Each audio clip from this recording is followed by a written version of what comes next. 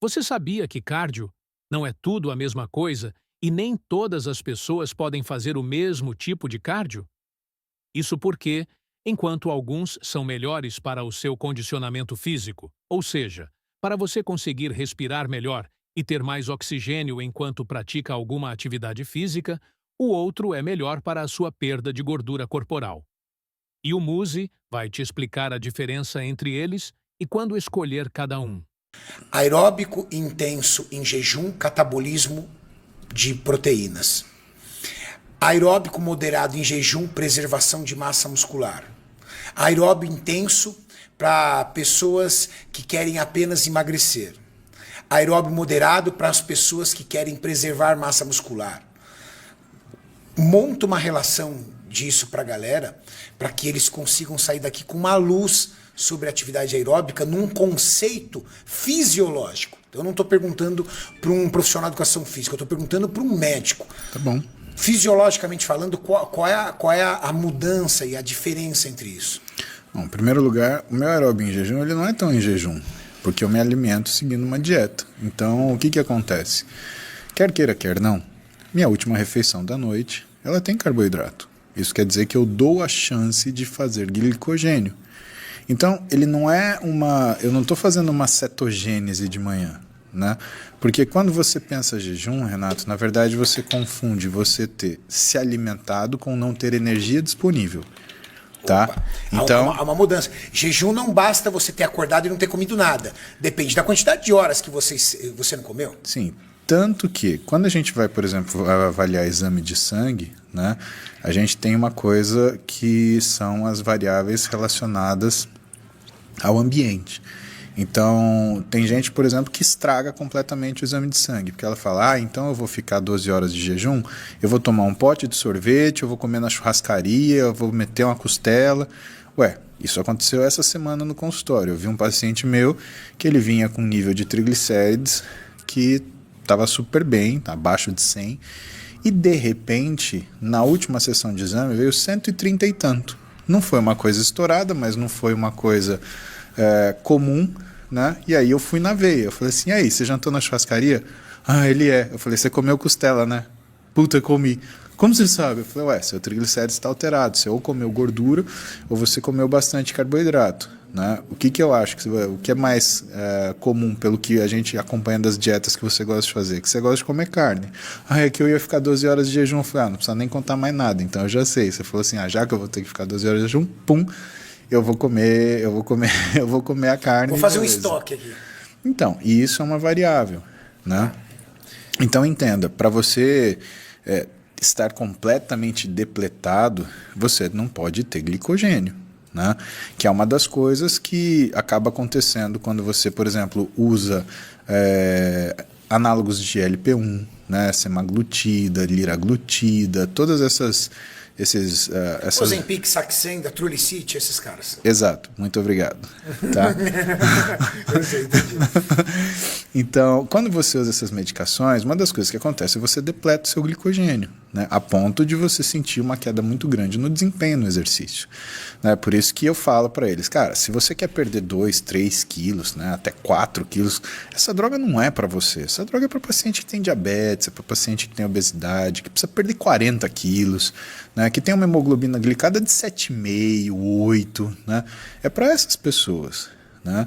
Não é para você perder 2, 3 quilos, porque se você perder esses 2, 3 quilos, provavelmente você está perdendo água e glicogênio. E o seu treino vai ir para o ralo. Né? Ou então, se você faz uma dieta, por exemplo, cetogênica. Né? O que é uma dieta cetogênica? É uma dieta que você tem tão pouco carboidrato, porque não necessariamente é uma dieta zero carbo, tá? Mas é uma dieta que você tem tão pouco carboidrato que o corpo ele acaba se acostumando a usar corpos cetônicos como forma de obtenção de energia. Na regra da cetogênica, você tem até 10% de carboidrato para ingerir que você vai gerar corpos cetônicos. Exatamente. Só que é uma coisa que também você tem que se adaptar. Né? Não é que você fez uma dieta com 10% de carbo do VET que você já está em cetogênese. Não é. Isso demora dias. Exatamente, que é o que a galera não faz. Demora dias para ficar cetogênica assim. Do cara é mais barato, né? De segunda a sexta, ele zero carbo. No final de semana, ele arrebenta. Exatamente. Aí, segundo, ele volta. Na verdade, ele está muito mais desidratando. E se ele tiver em déficit calórico, ele está perdendo peso pelo déficit calórico do que se beneficiando das características de uma dieta cetogênica. Exatamente. Porque tem alguns estudos que falam de cetogênese em 14 dias. Exato. Cetogênico que demora muito tempo. Exato. E aí sim, aí vem um efeito cascata, né? Você vem ali, aí você vai acelerando. Mas você não vai entrar em cetose em 3 dias. Não vai. Aliás, as pessoas acham que hoje eu vou fazer cetogênica. Não, depende do que você comeu ontem, né? Não é assim. Né? Você tem que se ajustar à cetogênese. Né? Você tem que ensinar o seu corpo a usar o corpo cetônico. A cetogênese dessa coisa só beneficia uma pessoa. A que se promove na internet falando que você vai emagrecer horrores com ela. É uma boa ferramenta? Eu não discuto isso. Isso é uma ótima ferramenta. Só que uma ótima ferramenta na mão de um picareta, o que é? É uma arma. Então a ideia é, cuidado. Né? Tem pessoas que prometem coisas que não acontecem. Né? E você tem que saber que existem efeitos colaterais de uma dieta cetogênica, de uma dieta low carb, existe modificação do que é o seu processo de pensamento, você cai o nível de atenção. Né? Demais. Eu já fiz preparação para o fisiculturismo, onde eu fiquei 30, 40 dias em 0 carbos. Cara, você começa a ter perda de velocidade de resposta. Sabe? Nossa, esqueci. Sabe, tipo assim, fora a fraqueza, né? Tanto que para alguns transtornos mentais, a dieta cetogênica ela é um recurso terapêutico. Né? Por quê? Porque justamente você diminui o nível de disparo neuronal. Então é essa a razão, não é uma coisa mágica que o corpo cetônico faz no cérebro. Não tem nada a ver. Você tem uma modificação da função, o cérebro diminui um pouquinho a excitabilidade neuronal. Por quê? Porque o neurônio ele sabe comer glicose. Aliás, o astrócito, que é o neurônio que pensa, nem ele sabe comer glicose. Ele depende de um outro neurônio, que são as células da glia, que vão fazer essa captação de glicose e vão distribuir para os outros neurônios. Então é uma coisa muito complicada e que quando o pessoal simplifica para quê? Simplifica para vender, né, problema que ele mesmo criou. Né? Então eles não falam que a tua musculatura vai ficar flácida, eles não falam que você vai perder disposição, eles não falam que existe um risco de até 16% de você ter hipotireoidismo por ano. Cada ano que passa, 16% de você desenvolver hipotireoidismo. Então, não existe mágica na nutrição, tipo, uma coisa 100%. Não tem, porque a dieta ideal, na verdade, ela vem da condição. Se eu e você, a gente muda a nossa rotina, a nossa dieta tem que mudar junto. Então, não adianta usar um tipo de dieta fixo e falar assim, não, isso daqui é religião. É essa que é a diferença de ciência e religião. Religião, você tem um dogma. Né? Você não pode usar um tipo de dieta como dogma. Só picareta faz isso, cara. Então isso é uma coisa que as pessoas confundem e falam assim, mas o Muzi, ele faz a cardio dele em jejum. É jejum naquelas.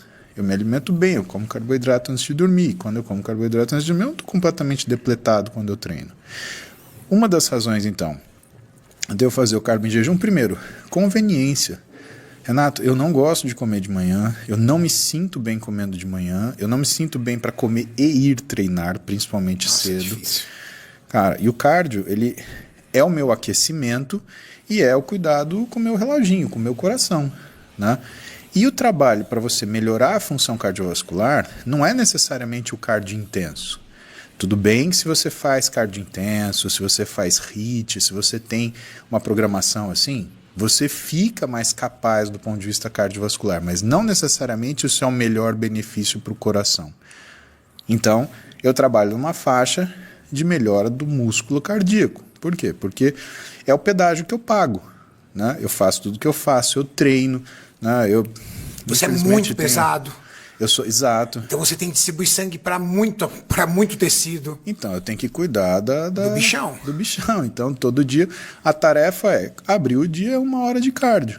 Né? O que isso entra dentro da... Como que a gente organiza isso? Então, tem a questão da tarefinha do dia e tem a questão da conveniência. Quando eu faço isso, eu vou aquecendo e eu vou treinar aquecido. Por quê? Porque treinar de manhã também, logo que você acorda, você sente que você só entra no treino lá depois para metade do que passou o exercício. Eu não posso, eu tenho que aproveitar do primeiro ao último. É como se fosse a primeira e última chance.